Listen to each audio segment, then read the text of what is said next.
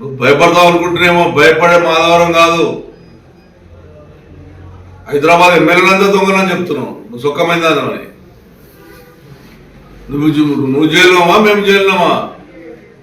ఎందుకైనా జైలుకి ఆ జవాబు చెప్పు తెలంగాణ ప్రజలకు.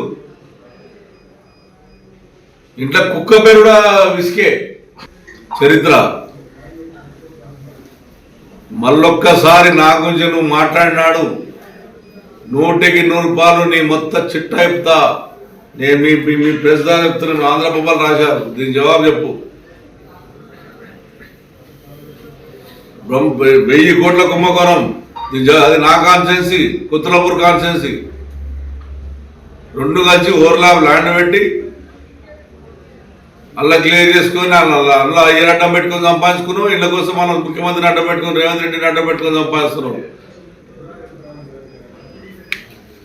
ఇష్టం మాట్లాడితే భయపడదు. రికార్డుతో సదా ఉన్నాయి. నీ మొగడు పేరు, నీ మొగడికి ఆస్తున్నది హైదరాబాద్లో. నీ మామ ఆస్తా హైదరాబాద్లో?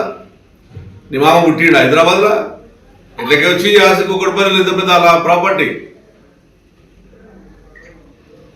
30-40 క్రోర్లు పోతున్నావు.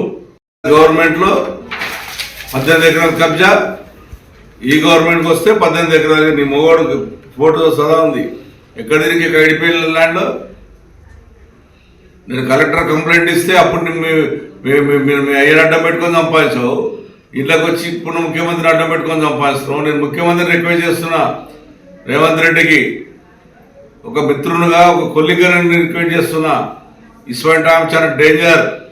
నీ పేరు చెప్పుకొని కోట్ల రూపాయలు గవర్నమెంట్ ల్యాండ్ కబ్జాలు పెడుతుంది. విచారణ జరిపించండి. ఎన్ని టీవీలలో వచ్చినాయి, టీవీ 9లో కూడా ½ అవర్ స్టోరేజ్ దీని మీద. ఆంధ్రప్రభ ఆల్రెడీ రాస్తా ఉంది.